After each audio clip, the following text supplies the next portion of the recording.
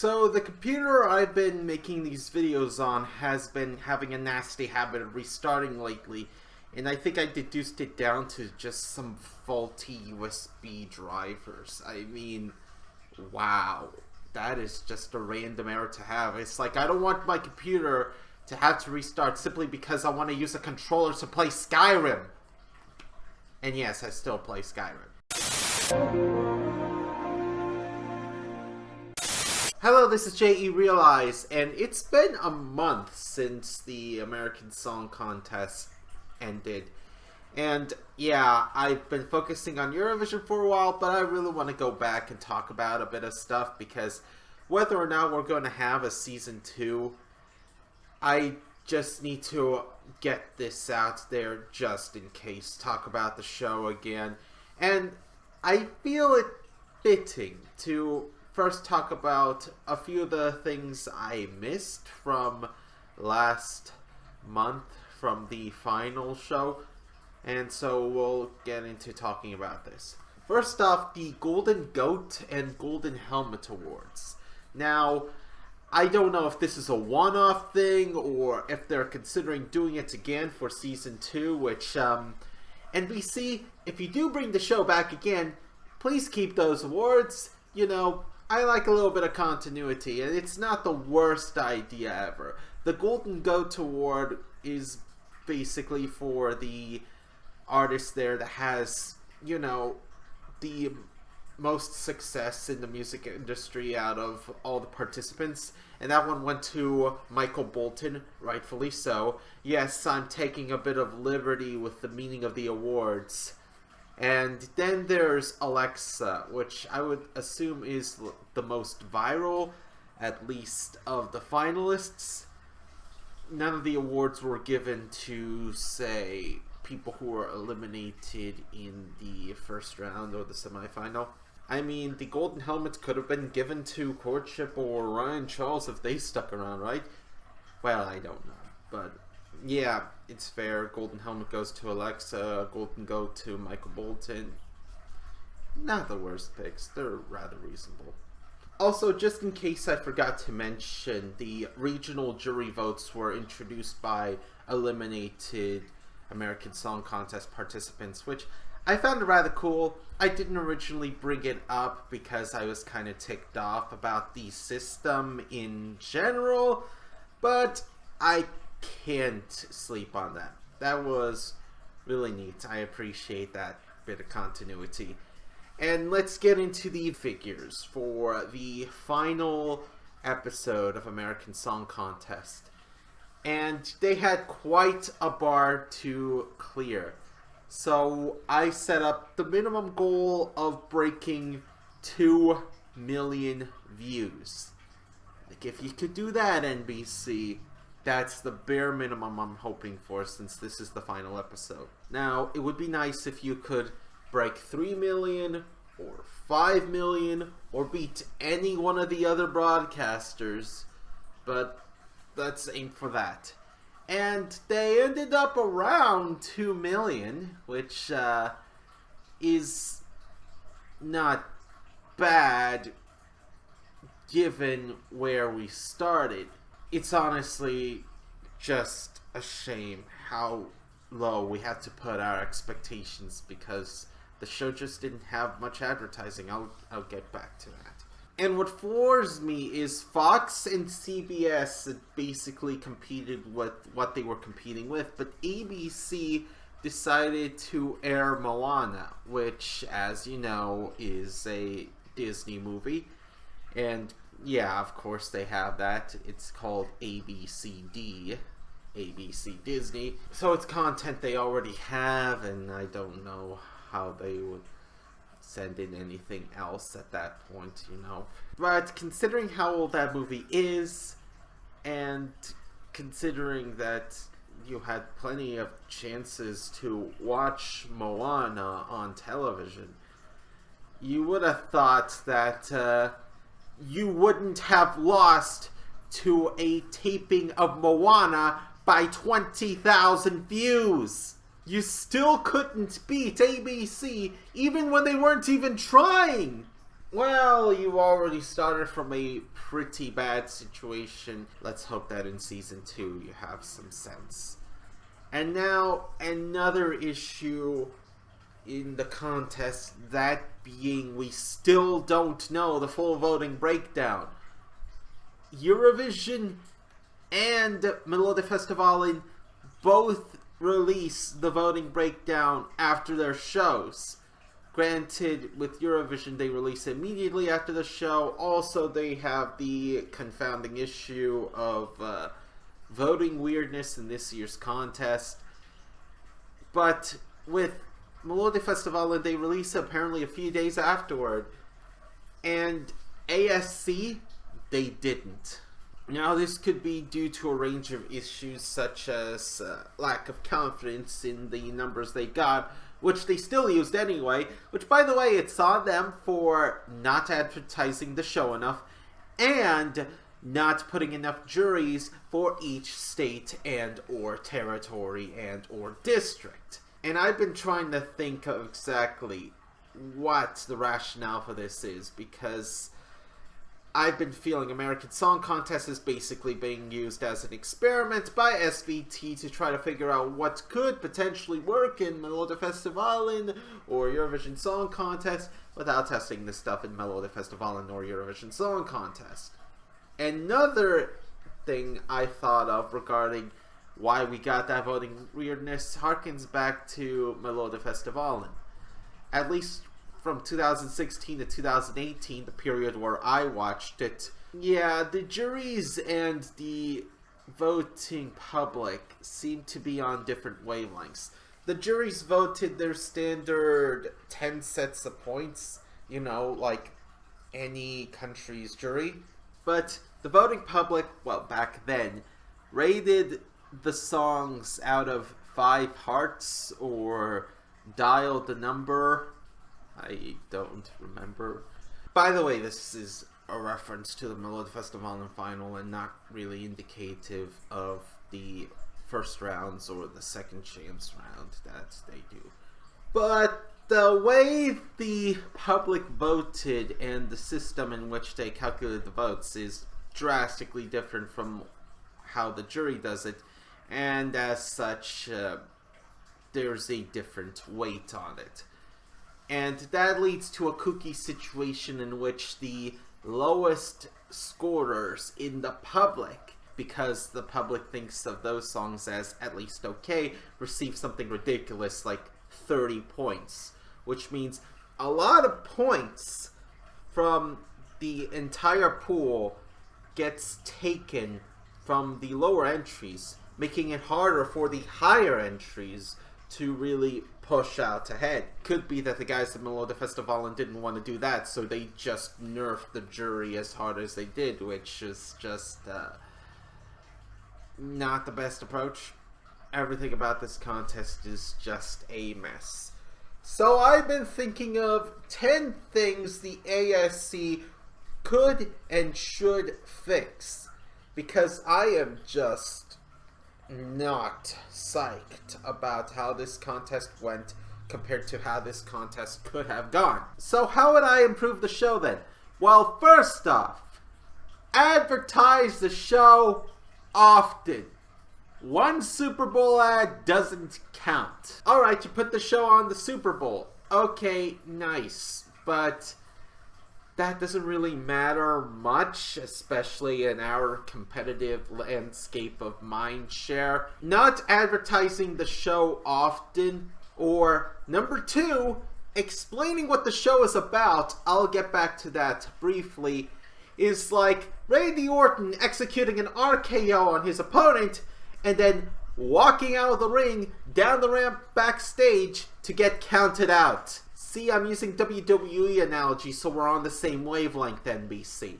If you don't make an effort to keep telling the people that your show exists, and this isn't a case of, oh, they're always going to be watching NBC, this is more of increases chances of getting people to know the show that you're trying to explain to them.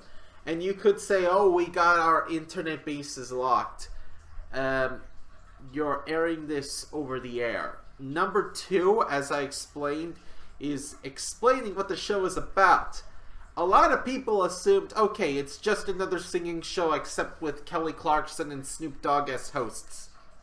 Which is a disservice to American Song Contest, given how its format really is. Let me explain to you what the show is, since you don't seem to know. It's about states competing against each other with original songs provided by their local artists, and America voting for them through their states. It can't get much simpler than that. It's a unique, novel idea that's different from a lot of other singing shows, mainly because most of them sing covers. You want to know why Masked Singer is successful? Is because they used the gimmick of no one knowing who the singers are until they're eliminated, adding that whole mystery factor to it.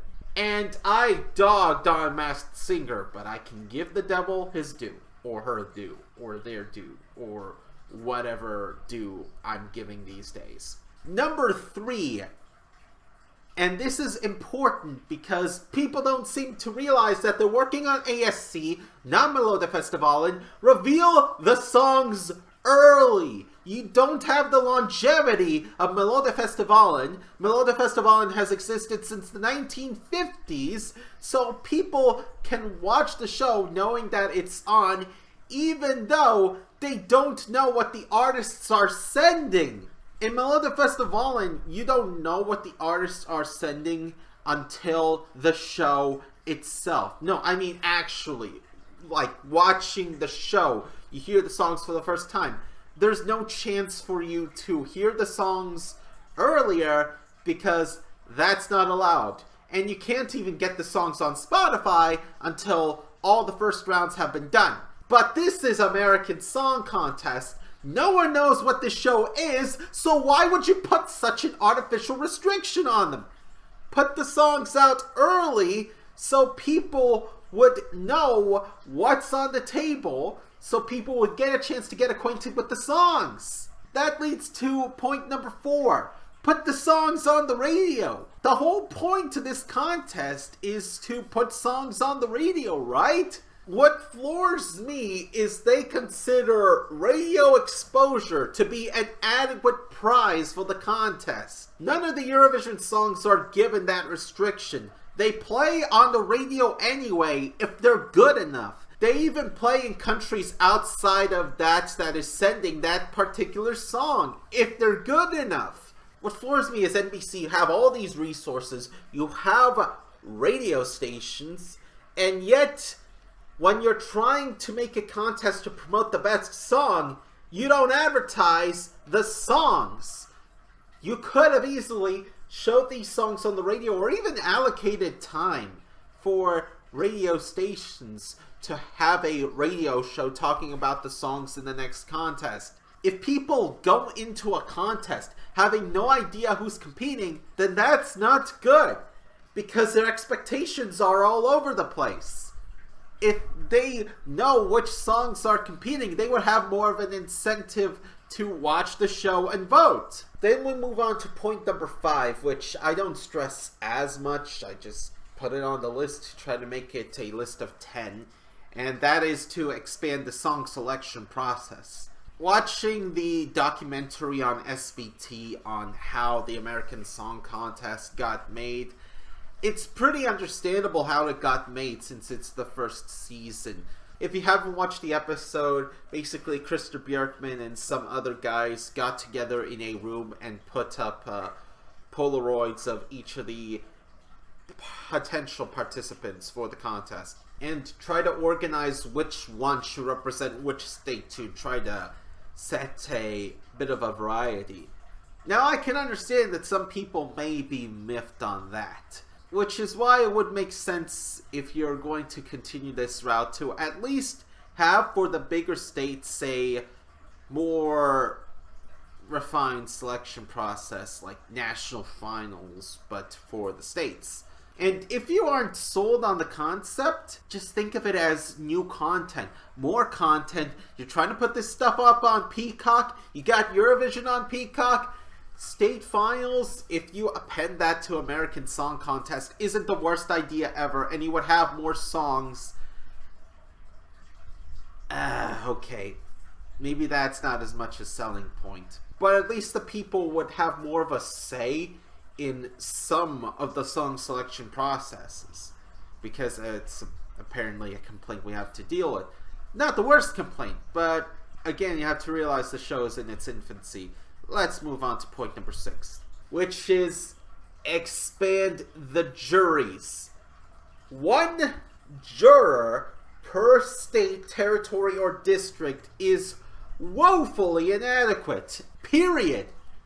The conversation starts and ends with this point. Eurovision has 5 jurors per competing country, and that's for a reason.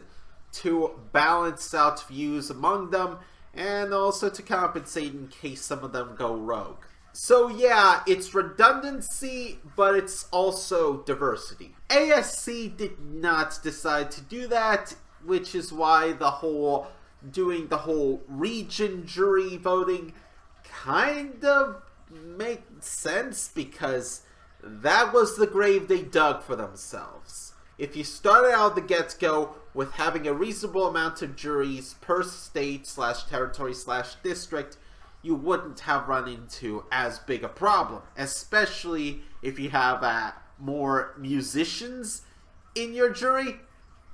Really? No? Point number 7 is all qualifying should be 50-50 across all shows. And I cannot stress that enough, because I do believe in the balance of having juries and public voting having equal weight. A lot of people will disagree with me on this, but my rationale is simple. The public vote for, well, whatever's catchy, but they also tend to vote for more vapid stuff that may not have the same longevity in the music industry. Juries tend to vote for more professional and more polished and well-done juries, but sometimes this can lead into Grammy bait or even paint by numbers territory. So that's where you have the public come in to balance it. Neither side is perfect, but both working together is better than either one deciding everything or most of everything. It's embarrassing how the final results is when Tyler Braden, which was second in the jury, came in dead last. Say what you want about Tyler Braden's song. I say it's Grammy bait. I wouldn't go as far as to say it's generic, but that is just a slap in the face. And staying on this point, don't reveal spoilers in the middle of the show.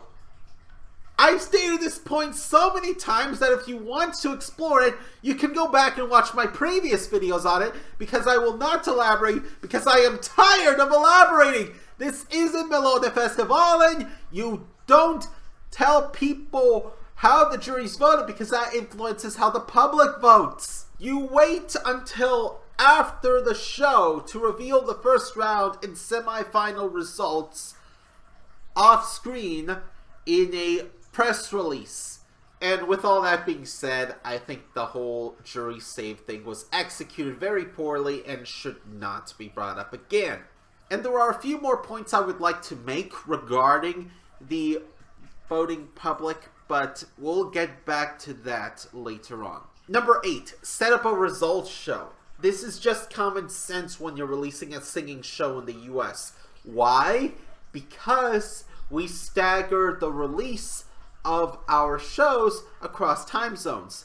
Eastern Time and Central Time get their programming first, then Mountain Time and Pacific Time, then so on and so forth. It doesn't broadcast at the same time because it doesn't make sense. In Europe, it does make sense because a lot of countries are under Central European Time. And it's kind of plonked in the middle between the countries that are west of Central European Time and the countries that are east of Central European Time, so you can't really shift that. Besides, they also got live voting, so that's why Eurovision just is. American Song Contest cannot do that because of the limitations of US prime time. So maybe instead on counting on the viewer to know who to vote for in the final based on what songs they have sent and previous performances, rather than, actually watching the show, because you've delayed it to a point where the voting window is before the show airs in Pacific time, guys. Why don't you keep the voting window open a little while longer and then air the results show the next day? You don't need to reveal any of the results on the day of the performance. And as we all saw, revealing the results the next week, when you already have a lineup of new songs to compete, is just rather shoehorned. Results shows work in the US because they get around this limitation of not everyone being able to watch the show. And it also gives you an opportunity to go more into slice of life, so you can dedicate the performance show to be a performance show. Also, it gives people time to sleep on the songs that are performed so they can vote the next morning with a clear mind. But you don't care about facts and logic, do you? Number 9, change how the wildcard qualification works. I know that seems like a pretty neat idea, saving 1 or 2 acts and advancing them to the semifinal based on viral marketing. And it also works on the idea of us changing our opinions on a song over time. But something about the system that we have just doesn't work, especially since you revealed one of the songs that is in the redemption round during the 5th show of the first round. Yeah, I do believe we should keep some sort of wildcard qualification given how many good songs were just left behind.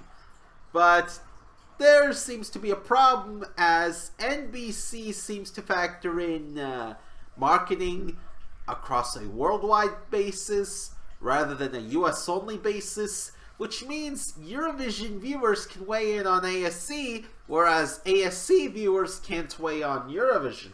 That's just unfair. It could have easily been avoided by NBC by putting a filter through it, and you really need to rethink this entire viral marketing thing.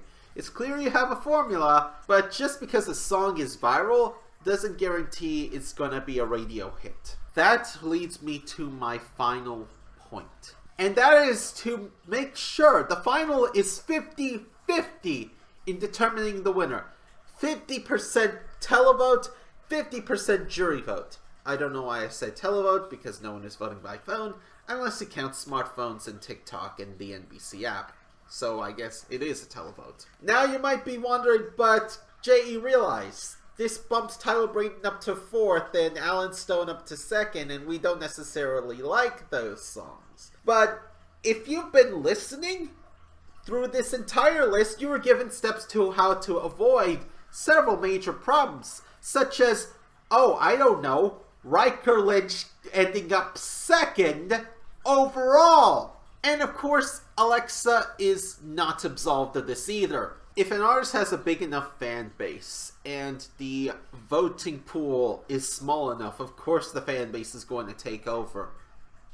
How would it not? But NBC, if you had advertised the show more in the beginning, you would have brought in more voters to balance out these fan bases. If you had done that, it wouldn't have been as necessary to follow the 50-50 voting format, even though I still tell you to follow the 50-50 voting format. Because just because the public likes something doesn't mean that song will necessarily do well on the radio. And that's the sort of prize you're offering, right? Even though radio exposure should kinda come naturally, and what the winning prize should be is basically a guaranteed contract and guaranteed rotation, rather than if your song is popular enough, we may get around to putting you on a record label.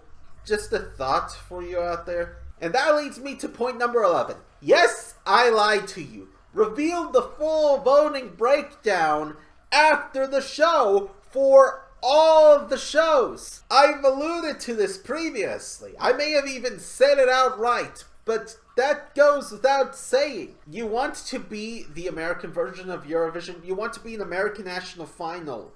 Transparency is a good thing. You want people to know how you came to that conclusion. The fact that you've yet to release the full votes is rather telling that you're not confident that people will stomach this decision. And that is just cowardly. Especially since you don't really care about the show to begin with. What does it matter if you put these voting results out there? If you had followed any of my advice, you shouldn't have been so hesitant to reveal the votes, because it would have been more balanced, it would have been more accessible and easier to swallow. Also, we could find out exactly where the songs ended up. And that list I gave you is assuming you stick with these 8-show season formats. Honestly, were it up to me, I would just change it to a 4-show format, have 3 semifinals, 18 to 19 songs each, 2 hours long, and the final that's 3 hours long with the 8 qualifiers from each semifinal and the host, and maybe a redemption qualifier. And then you would have a results show after them so they don't clog any of the performance shows. But hey, that's just me. I don't have a history in TV production. Who am I to talk about this stuff? Just one final thing to bring up before we end this series, at least for now. And that is, I remember one of the people who worked on the show, like well before the show was announced over the official airwaves, had stated that she had a playlist of songs that she was vibing to that no one has heard of yet. Well, congratulations. We heard that playlist, and I would never let go of that. That was a bold step for NBC to take, but boldness isn't rewarded. Ratings are. If EBU and SVT and all these other people didn't have a hand in creating ASC, if this was something that NBC thought of in a vacuum, I would be a bit nicer toward the contest because they're trying from scratch. But the contest we got was helped out by these people. And having good songs doesn't diminish the fact that the contest could have been better. No one seemed to understood what they had, and as a result, the show may or may not get a second season. If it does get a second season, I really hope, though this is terribly unlikely, that they watch this video, take my advice to heart, and maybe even contact me. That's asking a lot, but I'm in California. It's like a 4-hour drive to downtown LA. You want to do that, we can do that. But if this show gets canceled, then that's a thorn in EBU's side, considering how expansion of the Eurovision brand isn't going too well. The show has been kind of stagnant throughout the 2010s, to the point where they needed to bring in Australia. And don't think that that's not a reason why they brought in Australia. When you have a show that has a history of growth and it stops growing, and people look at it because it stops growing, then you have a problem. It's all downhill from here. So no wonder they've tried Eurovision Choir, Eurovision Asia, Eurovision Canada, Eastpavision, and of course American Song Contest. But if none of these shows get off the ground, then EBU's in a tough situation, especially given what's happened this year. I wouldn't be surprised if there's an exodus of countries based on what happened this year. And of course, you know what happened this year. Sam Ryder ended up in second place. Who called that? Like, seriously, are people just giving the UK all pity points simply because they got 0 points last year? Do the feedback thing. Like, comment, subscribe, or dislike, because I'm still talking about the American Song Contest. Follow me on Twitter at JERealize. This has been JERealize. I'll see you next time, and there will be a next time.